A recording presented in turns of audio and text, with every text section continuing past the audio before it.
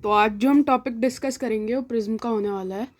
पिछले बहुत सारे लेक्चर्स में हमने रिफ्रैक्शन के बहुत सारी चीज़ें देखी, हमने बहुत चीज़ें रिफ्रैक्शन पे डिस्कस की। अब जो है हम प्रिज्म पे आ गए हैं। प्रिज्म में भी हम बहुत कुछ डिस्कस करेंगे, प्रिज्म का एपेक्स एंगल वगैरह कुछ कुछ हम डिस्कस करेंगे, ठीक है।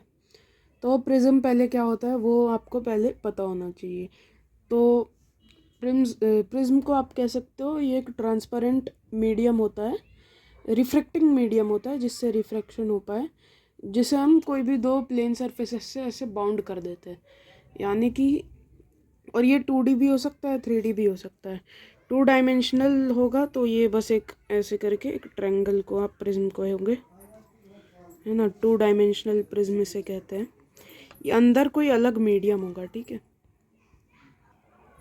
इसके अंदर जो है कोई अलग मीडियम होगा, मतलब इसके सराउंडिंग से डिफरेंट मीडियम होगा, और ये मीडियम होमोजीनियस होगा। होमोजीनियस मतलब प्रिज्म के पूरे हर जगह पे सेम मीडियम होगा। ऐसा नहीं कि यहाँ कोई अलग मीडियम हो गया, मतलब इतने एरिया में कोई अलग मीडियम हो गया फिर यहाँ से कोई अलग मीडियम, ऐसा नहीं। हर पूरा होमोजीनियसली मीडियम ये रहेगा, डिस्ट्रीब्यूटेड रहेगा। तो ये 2D प्रिज्म हो गया, ठीक है। 2D प्रिज्म हो गया। 3D में ऐसे बना सकते हो, 3D में ऐसे करके ऐसे रिप्रेजेंट कर सकते हो। इसमें क्या है, यहाँ से और यहाँ से इसके पीछे से भी ऐसे दो, पहले तो इंक्लाइंड सरफेसेस से बाउंड होगा और फिर दो ऐसे करके ट्रायंगल अंदर लगा दोगे तो अंदर वापस एक होमोजीनियस मीडियम बन जाएगा। तो ये कौन से भी ऐसा ज़रूरी नहीं है। आपने ज़्यादातर प्रिज्म जो है ऐसे ग्लास के देखे होंगे, लेकिन ज़रूरी नहीं है कि ग्लास ही का हो सकता है किसी और दूसरे मीडियम से जिसके थ्रू, मीडियम नहीं सॉरी, किसी और दूसरे सब्सटेंस से जिसके थ्रू लाइट पास हो सके, वैसे किसी से हम ऐसे कर दें तो भी वो प्रिज्म ही होगा, ठीक है। तो आप इसका क्या लिख सकते हो, it is a transparent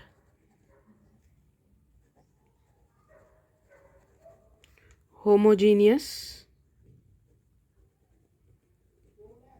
refracting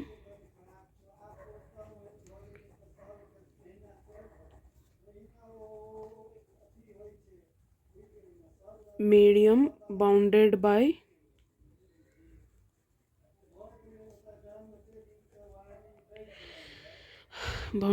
क्या कह सकते हो, 2 प्लेन सरफेसेस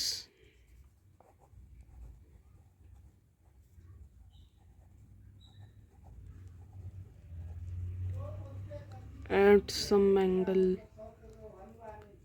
ऐसे आप प्रिज्म की डेफिनेशन को ऐसे करके आप लिख सकते हो। तो प्रिज्म का आपको ऐसे बेसिक मीनिंग तो पता ही होगा प्रिज्म क्या होता है, फिर भी मैंने यहाँ पे थोड़ा सा फील दिलाने के लिए बता दिया है। तो अब हम क्या करेंगे, 2D प्रिज्म पे ही हमारी बात चलने वाली है, 3D पे हम नहीं जाएंगे। 2D प्रिज्म पे ही हम जो हमने पहले डिस्कस कर रखी हैं चीज़ें, डेविएशन वगैरह वगैरह चीज़ें हम क्या करेंगे, डिस्कस करेंगे।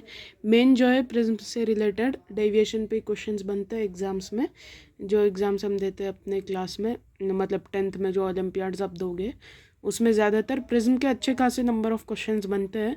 डिस्पर्शन पे बनते हैं और इस पे भी बहुत बन जाते हैं, डेविएशन वगैरह पे। प्रिज्म से जब डेविएट होती है रे तो क्या होगा, मिनिमम डेविएशन, इन सब पे होता है। तो उस पर चलिए हम थोड़ी थ्योरी अपनी बिल्ड करते हैं। तो चलिए अब हम क्या करते हैं, प्रिज्म पे थोड़ी सी डिस्कशन करते हैं। ऐसे करके एक प्रिज्म बना लेते हैं पहले तो, 2D प्रिज्म। ये हो गया हमारा एक प्रिज्म, है ना। यह हमारा प्रिज्म हो गया। मान लो कि यहाँ से कहीं से हमने ऐसे करके इस पे एक रे गिरा दी, तो इस पे भी वही जो बेसिक चीज़ आपने पढ़ रखी है वो आप ट्राई करें। इस पे नॉर्मल बनेगा, कैसे नॉर्मल, ऐसे बनेगा, है ना, ऐसे नॉर्मल बनेगा। तो ये तो जाती तो ऐसे, बट मान लो कि इसके अंदर जो मीडियम है, ये बाहर वाले मीडियम से कोई भी सराउंडिंग में जो मीडियम है एन एस मान लो, एन सराउंडिंग, और ये कोई एन पी, तो ये एन पी जो है ये एन एस से बड़ा है, ऐसा मान लो। क्या जा रहा है आपका, तो ये ऐसे जाता, ऐसे चला जाएगा, ऐसे ऐसे भी जा सकते हैं, मैं बस दिखा रहा हूँ ऐसे, हमें पता नहीं एक्यूरेटली कि कैसे जाएगा, है ना। तो ऐसे जाएगा, फिर ये यहाँ पे आएगा ऐसे, इधर नॉर्मल ऐसे होगा, ठीक है, ये इधर ऐसे करके नॉर्मल होगा। तो ये यहाँ पे तो ऐसे जाता, बट क्योंकि ये डेंसर से रेयर मीडियम जा रहा है तो ये नॉर्मल से अवे चला जाएगा, तो ऐसे करके ये चला जाएगा, ठीक है, ऐसे करके ये चला जाएगा। तो ये एंगल बोल दो आई है, ये एंगल बोल दो R1 है, ये एंगल बोल दो R2 है, और ये एंगल हमारा क्या होगा ई क्यों होगा, आप समझ गए। ये मानने की बात है R1 R2, आप अपने हिसाब से जो मन है वो मान लो, जो आपको फिट करे, जो आपको मज़ा आए तो मान लो, अपनी मर्ज़ी है। तो ये ई होगा और ये भी आई होगा। ई क्या होता है, एंगल ऑफ एमर्जेंस, एमर्जेंट रे जो नॉर्मल के साथ जिस भी सरफेस से निकली है एमर्जेंट रे, वो उसके नॉर्मल के साथ जो भी एंगल बनाती है उसे हम एंगल ऑफ इमरजेंस कहते हैं, और उसे हम ई से डिनोट करते हैं। और ऐसे करके जहाँ से भी रे ऐसे करके जा रही है, वो ऊपर जो उसके एंगल होता है उसे हम एपेक्स एंगल कहते हैं।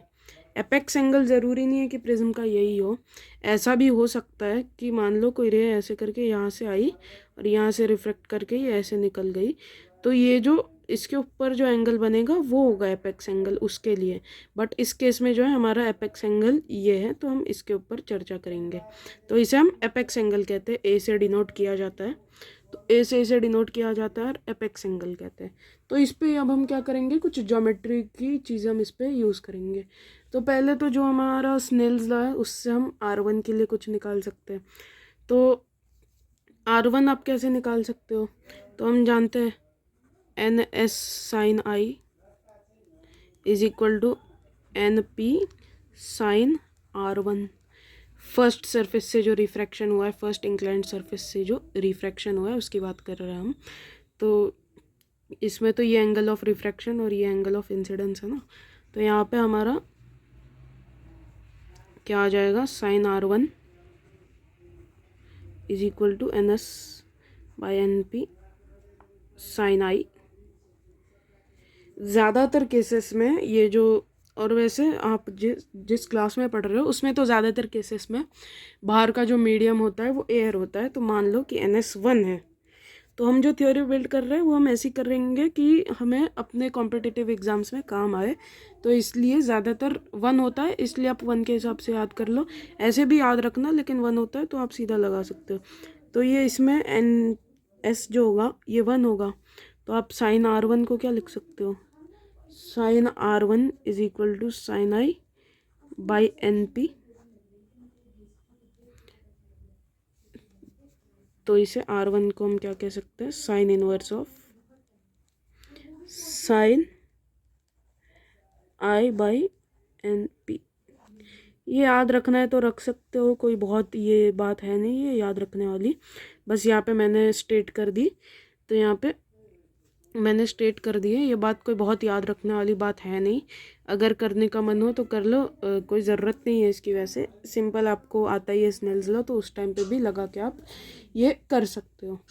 तो मेन जो हमारा अभी फ़िलहाल जो टास्क होना चाहिए वो होगा हमारा ए निकालने का। ये जो हमारा ए है इसे हमें निकालना है किसके टर्म्स में, जो हमने एंगल्स माने उसके टर्म्स में।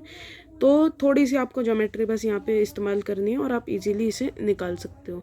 थोड़ी ज्योमेट्री कैसे इस्तेमाल करनी है, देखो ये एंगल R1 है, राइट, ये एंगल क्या है हमारा R1 है, तो ये एंगल कितना होगा 90 माइनस R1। 90 माइनस R1 कैसे होगा, समझ गए ना, ये सरफेस है, ये इसका नॉर्मल है, ये यहाँ पे एंगल R1 बना रहा है, ये पूरा एंगल कितना होगा 90 डिग्री, तो ये R1 है तो ये कितना होगा 90 माइनस R1। सिमिलरली ये सरफेस है, ये इसका नॉर्मल है, नॉर्मल पे ये सरफेस पे कोई ऐसे करके है जो नॉर्मल के साथ R2 एंगल बना रही है, तो ये पूरा एंगल कितना है 90 है, तो ये बचा हुआ एंगल कितना होगा 90 माइनस R2, तो ये क्या होगा हमारा 90 माइनस R2। ये एंगल जो होगा हमारा ये होगा 90 माइनस R2। तो अगर आप इस ट्रायंगल को देखो, ये वाले ट्रायंगल को, तो यहाँ पे हम देखें ये वाला जो हमारा ट्रायंगल है, इस ट्रायंगल को अगर हम देखें तो इस वाले ट्रायंगल में हम इजीली ट्रायंगल के जो एंगल्स होते हैं उनका लॉ लगा सकते हैं कि a plus 90 minus R1 plus 90 minus R2 is equal to 180 degree. तो लगाओ a plus 90 minus R1 plus 90 minus R2 is equal to 180 degree. अब देखो 90 प्लस 90 180 होगा, तो यहाँ से ऐसे सीधा कैंसिल कर सकते हो, तो इधर हमारा 0 बच जाएगा। कैसे पता है ना, देखो मैं कर ही देता हूँ, स्टेप से कर लेता हूँ। तो a plus 90 180 minus R1 minus R2 is equal to 180। तो ये 180 दोनों साइड है तो कैंसिल हो जाएगा, इसे इधर भेजोगे तो माइनस हो जाएगा, तो ये पूरा कितने के इक्वल आ जाएगा, 0 के इक्वल आ जाएगा। तो हमारा क्या आ गया, a minus R1 minus R2 is equal to 0।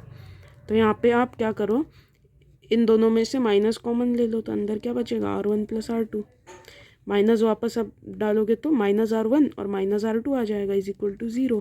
तो यहाँ से आप क्या कह सकते हो, a is equal to R1 plus R2। तो ये हो गया हमारा एक और चीज़ जो हमें प्रिज्म के थ्योरी के लिए निकालना था। ठीक है, ये हमारा निकल गया। ये आपको याद रखना है, रिमेंबर, ये आपको याद रखना है कि रे कहीं से भी गुजर रही है और वो जो R1 और R2 एंगल जो बनाएगी, एपेक्स एंगल उनके सम का इक्वल होगा। अगर ऐसे करके भी कोई रे आती, समझो ऐसे करके आ रही है, ऐसे तो वो नॉर्मली चली जाती, सॉरी, मान लो कि बाजू में एक प्रिज्म इधर ले लेता हूँ, तो देखो ऐसे है, ऐसे है, ठीक है। तो ऐसे करके कोई रे आई, मान लो नॉर्मली आई, नॉर्मली चली जाएगी, है ना। तो ये इधर एंगल कुछ बनाएगी, तो ये बाहर जाती ऐसे, तो ये क्या हो जाएगी, अवे फ्रॉम नॉर्मल चली जाएगी, क्योंकि हम मान लेते हैं कि अंदर जो है डेंसर मीडियम है, ठीक है। तो ये एंगल इस बार ए बना रही है, ए बना रही है, तो ये R1 होगा, है ना, ये नॉर्मल के साथ एंगल 90 बना रही है, और ये क्या होगा, R2, नॉर्मल के साथ जो भी एंगल बनाती है उसे हम R2 कहते हैं। तो 90 प्लस R2 जो है ए के इक्वल होगा, ठीक है। ये आपको समझ में आ गया होगा, किसी भी केस में ये मतलब एप्लीकेबल है, ऐसा मैं आपको समझाना चाहता था, ये मैं आपको बताना चाहता था कि ऐसा ज़रूरी नहीं है कि हमने जो ऐसे लिया है इसमें ही एप्लीकेबल है, ये हर जगह एप्लीकेबल है, लेकिन ज़्यादातर ऐसे ही टाइप का प्रिज्म बनता है जिसमें एपेक्स एंगल जो है, ये जो ऊपर वाला एंगल होता है, उसको लिया जाता है, ठीक है। तो a is equal to R1 plus R2 ये हमने निकाल लिया। अब इससे हम क्या करते हैं, और थोड़े रिजल्ट्स डिराइव करते हैं। हम क्या करेंगे, नेट डेविएशन निकालेंगे। तो इसके लिए मैं एक और नया प्रिज्म बना लेता हूँ। तो ये हमारा प्रिज्म है, ये a है, a अभी हमने निकाला था जस्ट, a जो है वो R1 प्लस R2 के इक्वल होगा। तो a R1 प्लस R2 के इक्वल होगा। तो अब हम क्या करेंगे, इसके लिए नेट डेविएशन निकालेंगे, ठीक है, जो कि हमारा मेन प्रिज्म में जो हमें थ्योरी डिस्कस करनी थी, उसका मेन जो हमारा कह सकते हो एक तरीके से गोल था, जो हमें नेट डेविएशन यहाँ पे निकालना था, उसके लिए मैं यहाँ पे सारी थ्योरी बिल्ड कर रहा था। तो ठीक है, तो डेविएशन आप इजीली कह सकते हो कि फर्स्ट जो रिफ्रैक्शन होगा उससे पहले एक डेविएशन होगा। तो देखो ये रे जाती ऐसे, है ना, जाती ऐसे, बट ये क्या हो गई, डेविएट हो गई अपने पाथ से, तो ये अपने पाथ से डेविएट होके यहाँ आ गया। इस डेविएशन को डेल 1 कह दो। तो ये डेल 1 अगर आप निकालना चाहो तो ये डेल 1 की वैल्यू क्या होगी, इजीली आप कह सकते हो, ये आई है तो ये पूरा एंगल आई होगा, वर्टिकली अपोजिट्स एंगल, तो ये पूरा एंगल आई होगा। तो ये कितना होगा, आई माइनस R1, तो ये हमें मिल जाएगा। तो आई माइनस R1, तो फर्स्ट रे में जो डेविएशन हुई है वो तो हमने निकाल ली। अब सेकंड सरफेस से जब रे जाएगी तो ये जाती ऐसे, बट ये ऐसे मुड़ गई, इतना डेविएट हो गई, इसको कह दो डेल 2, डेल 2 कह दो। तो देखो अब यहाँ पे एनालाइज करो, ये एंगल कितना होगा, ये R2, ये भी R2 होगा, वर्टिकली अपोजिट एंगल्स। तो ये पूरा E है, ये R2 है, हमें निकालना ये है, तो ये कितना होगा, E minus R2, E minus R2, तो हमें क्या मिल जाएगा, ये मिल जाएगा, डेल 2 मिल जाएगा। तो del 2 will be equal to E minus R2। तो नेट डेविएशन क्या होगा, net deviation we know, net deviation is equal to del 1 plus del 2। हमें पता है कि डेल नेट के वैल्यू जो है डेल 1 प्लस डेल 2 के इक्वल होती है। तो यहाँ पे डायरेक्शंस भी एक बार देख लेते हैं। तो डायरेक्शंस भी देख लो, एंटी क्लॉकवाइज है कि क्लॉकवाइज है, तो दोनों देख लो एंटी क्लॉकवाइज ही हैं, दोनों एंटी क्लॉकवाइज ही हैं। ये भी इसी डायरेक्शन में हो रही है और ये भी इसी डायरेक्शन में हो रही है, तो दोनों एंटी क्लॉकवाइज है, तो डायरेक्शन का कोई पंगा ही नहीं है। तो ठीक है, डेल 1 लिखो I minus R1 plus E minus R2, तो ये हमारा क्या हो जाएगा, I plus E minus R1 minus R2 is equal to I plus E minus R1 plus R2। We know R1 plus R2 is equal to A, therefore net deviation comes out to be I plus E minus A। तो ये हमारा हो गया।